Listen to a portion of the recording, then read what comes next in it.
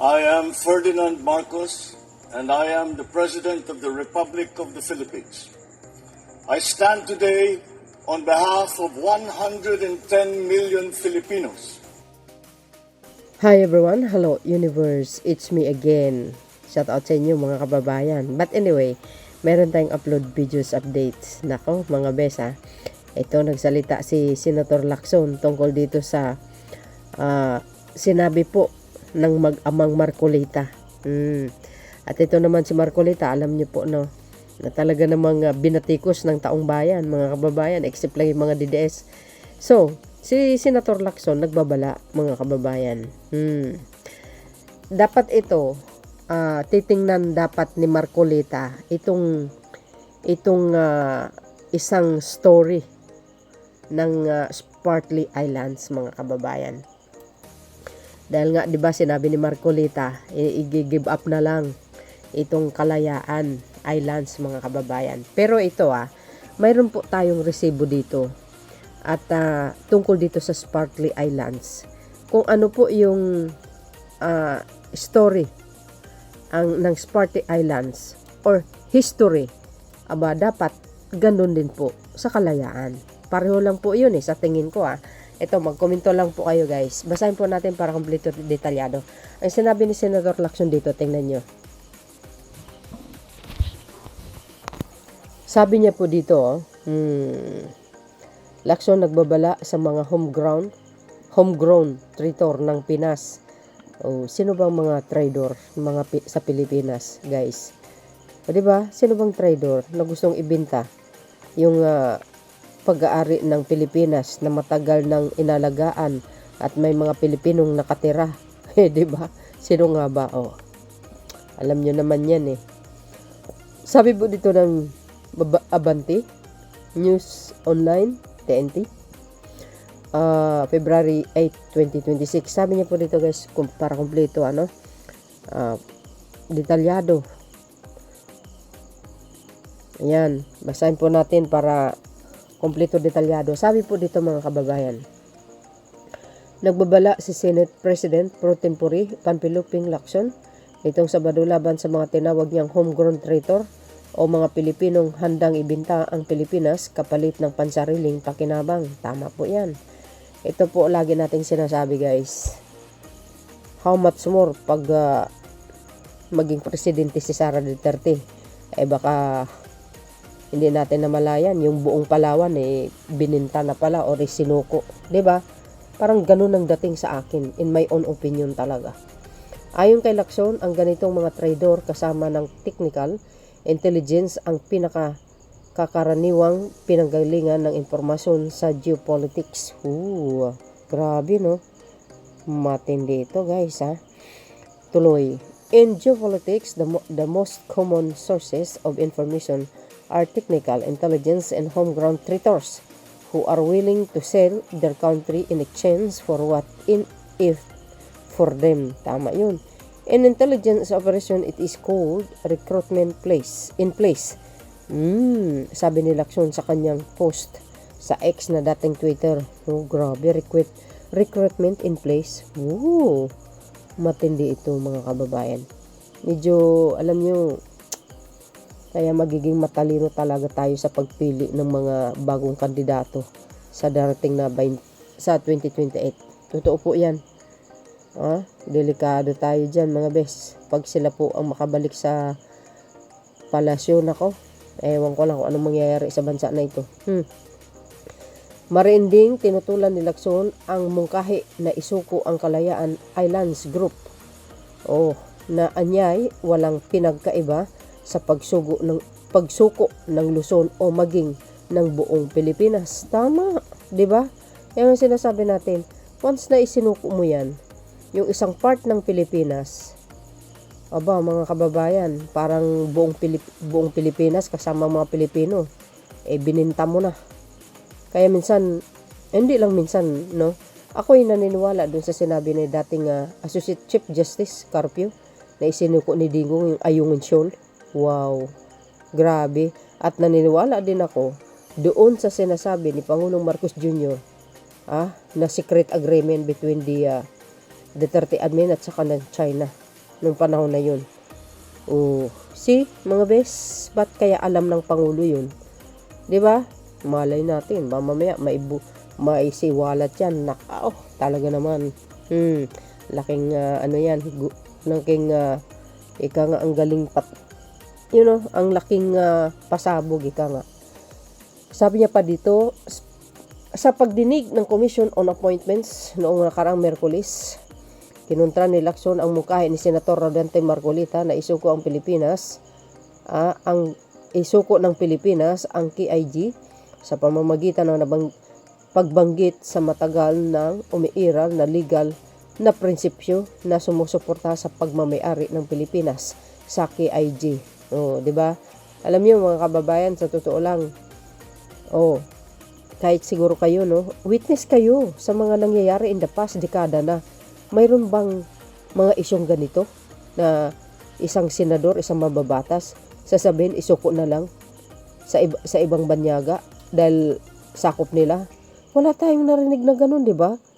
Since 1960s, 70s, hanggang sa panahon ni Panot, wala walang kaguluhan dyan sa mga lugar na yan eh.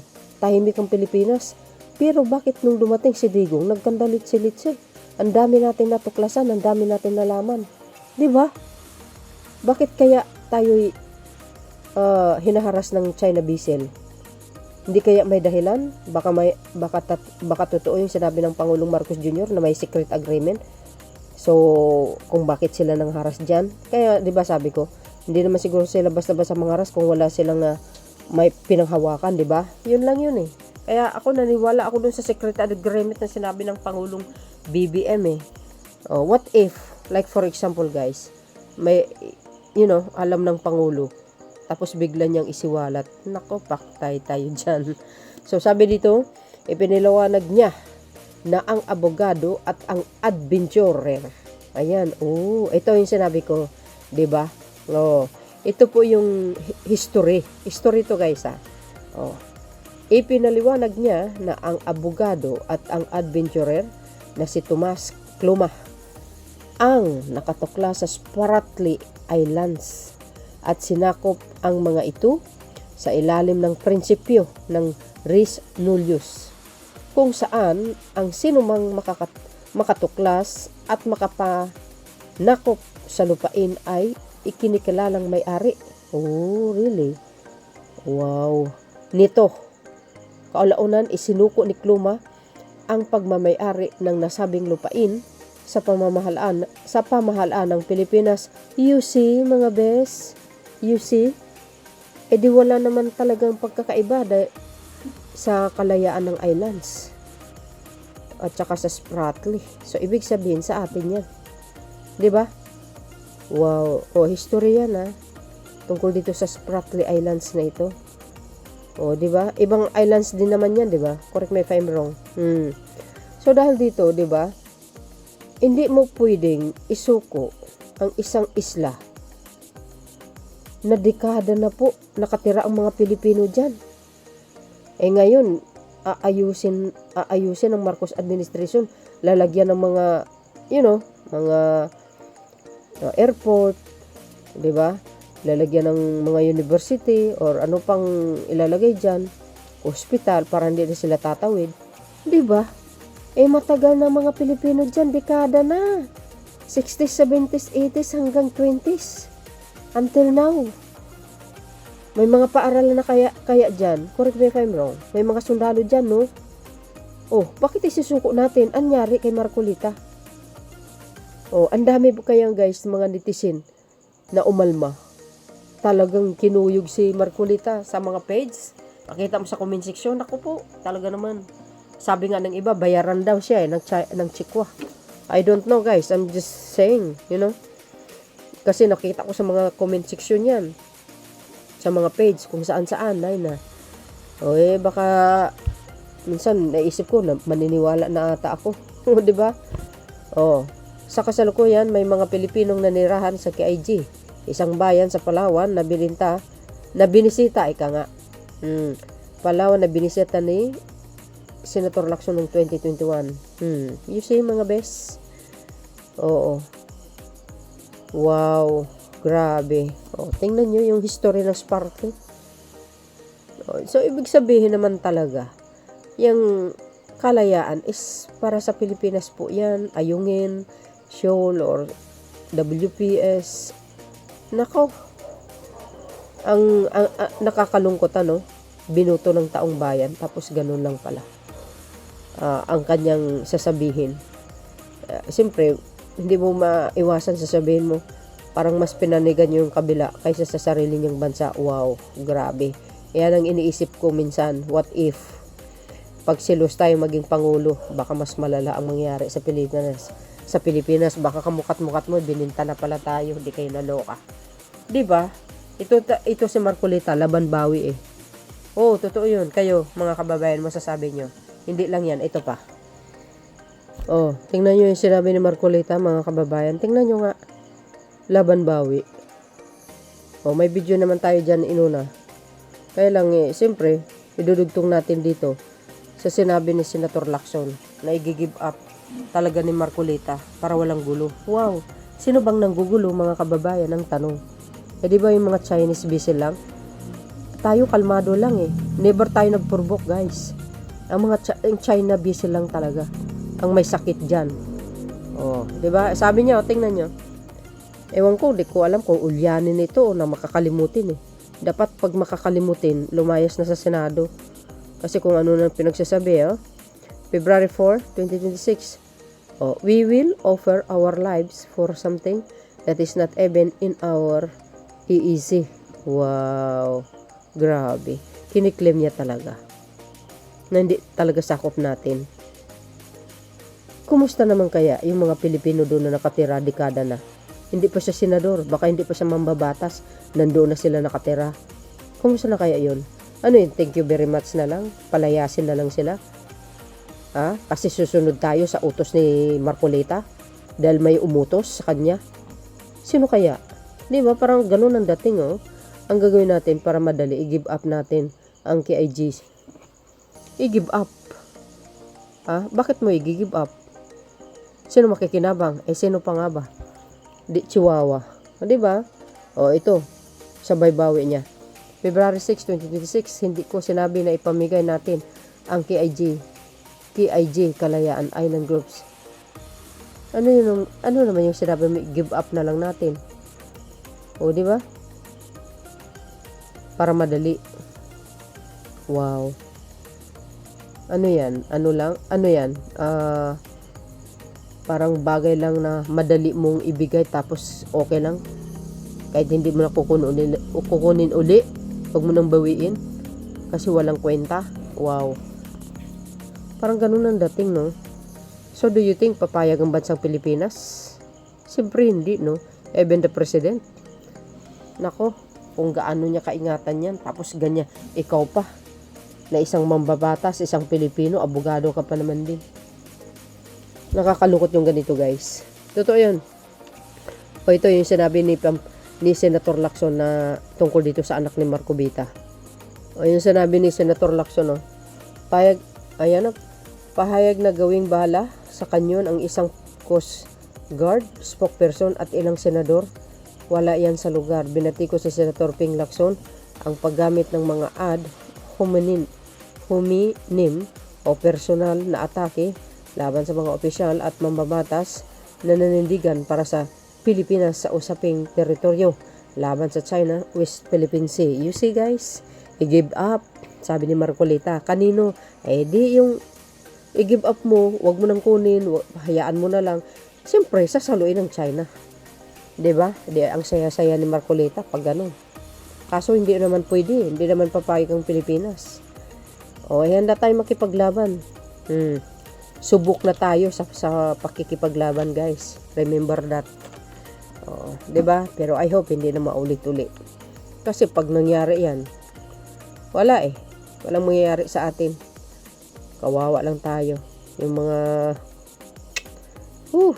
pinaghirapan natin para tayo tawag dito, mamuhay ng maayos. Kahit maraming issue, pero the end of the day, maayos din lahat. Tapos, ito, sinabi ni Cubeta, isuko mo na lang. Grabe, kadali. Ang bilis naman. Di ba? Dagdag ni Senador Lacson, hindi dapat lumayo sa isyu si Representative Paulo Henrique Marcolita at dapat bisitahin niya ang Pag-asa, ayan, sa Kalayaan Group of Islands na bahagi ng lalawigan ng Palawan upang makita mismo ang maayos at gumaganang lokal na pamalaan doon. Agay. O, di ba? Grabe tong anak ni Marcolita, ano? O, sabi niya kasi, pag nagkagulo, ang gagawin daw pain itong mga Philippine Coast Guard tsaka yung mga ibang senador na nagtatanggol sa West Philippine Sea, Ayungin Shoal at saka sa Kalayaan Island. Grabe. Dapat si ano na lang, si Paulo Marcolita na lang ilagay doon sa ano, yan, saan ba yan? Diyan sa Ayungin Shoal, taga-bantay para makita. Oo, dapat siya na lang ipain, di ba? Alam niyo mga kababayan, sa totoo lang ito si Paulo Marcolita, ewan ko ba kung anong klaseng taong mayroon ito. Imbis sa ipaglaban mo yung sarili mong soberenya, wala ibang pinaglaban. Kaya minsan hindi mo masisisi yung mga nagko-comment Oo, mga bayaran ko na sabi nila Alam mo naman, ang mga kababayan natin, hindi mo maiwasan. Biro mo, pag nagkagera ang ipain daw yung si Commodore Toriela sa gera. Hindi po tayo naglilika ng gera. Tayo po ang ginigera. Kalmado pa nga tayo Ayaw ni Pangulong Marcos Jr. ang ganyan. Kahit sabi mo sira-sira yung mga barko ni Wina water cannon ng mga Chinese vessel, pero kalmado pa din. Ang haba ng pasensya. Yung isa nga naputol yata yung isang daliri, kalmado pa din. 'Di ba? Sana nga karmahin yung bansa na yan. Huwag niya idamay yung mga babait, yung mga masasama lang. Ayun sabi ni Paulo, kung sakalang girahin tayo ng China, ihilira ninyo sa harap ng bakbakan itong Spock na Coast Guard. Yan nga si Commodore Toriela yata ang ibig sabihin. At yung mayayabang na senador, wow, ay yung papa mo kaya. 'Di ba? O ipapain daw sila sa gera. Ikaw na lang mauna. Sila ang unang lumusob o kaya ibala nyo sila sa kanyon. Tingnan nyo, sama ng pag-uugali. Pangit ang pag-uugali. Tingnan natin ang tapang nila. At kapag pinauwi ang daang libong OFW natin mula sa China at nag-pull out ang mga Chinese investors dito sa bansa, singilin natin sa mga ulupong na ito. Biro nyo yun. So sa tingin nyo kaya magagawa ng China rin naman yan? Hindi. Mag-aapektado ang kanilang kabuhayan, siyempre mga kababayan. Hindi, pag nagkagera, dapat si Paulo Marcolita ang ipain natin, 'di ba? Total naman ganyan ang sinasabi niya. Wow. Di mas maganda kung i-full out yung mga produkto ng mga China. 'Di ba? Hindi naman sila kawalan Marami pa naman bansa na maraming mamuhunan dito. Di ganun lang. Biro mo ang pangit ng pag-uugali nito. Ayan Sabi pa ni Senator, the sun also rises with his own homonym, suggesting to use the PCG sport question some senators as a cannon powder if China declares war against the Philippines is uncalled for. He should visit the Pag-asa Islands in PIG and see for himself that the functional local government there. Biro niyo yun. Maganda talaga ang guys, ang Kalayaan Island. Sa totoo lang. So, kung pagbasehan natin itong sinabi ni Attorney Cloma, walang pinagkaibahan yan sa itong Kalayaan Islands na talagang sa ating po yan. Dekada na po yan. Ang iba halos dyan na siguro nililibing dahil sa katandaan. Kasi dumami sila maliit na isla lang yun pero maganda talaga ang tanawin dyan guys, sa gilid ng dagat, mga forest, 'di ba? Alam nyo, kaya ginagwardyahan natin yan, pinaglaban natin. Marami kasing mga treasure dyan malay nyo sa paligid ng Kalayaan Island marami tayong nakukuhang natural gas. Ayan, isa sa mga dahilan yan kung bakit medyo kakaiba ang China ngayon. Nakikialam na. 'Di ba? Ano gusto niya, sunod-sunuran tayo? Ayon doon sa sinabi ni Marco Beta, nag-give up. Wow. Antindi mo, Chong. Hindi ka taga maka-Pilipinas. Ano ka, Chinator yan. Tagapagtanggol ka pala. Ayun base sa aking nakikita observation sa opinion ko, yun. 'Di ba? Nakakalungkot lang talaga. Totoo yun, mga kababayan, nakakalungkot lang talaga. 'Di ba? Binuto ka ng taong bayan tapos ganyan. Tapos yung anak, ang sama ng pag-uugali. 'Di ba? So malinaw naman diyan yung sinabi ni Attorney Cloma. 'Di ba? Na kumbaga i-turn over or isinunder sa bansang Pilipinas ang Spratly Islands. So ibig sabihin ganun din po ang Kalayaan Islands or saan man dyan. Kasi sakop talaga ng economic zone natin yan. Pag-aari ng Pilipinas. Kaya ipaglalaban natin hanggang dulo yan. Di ba?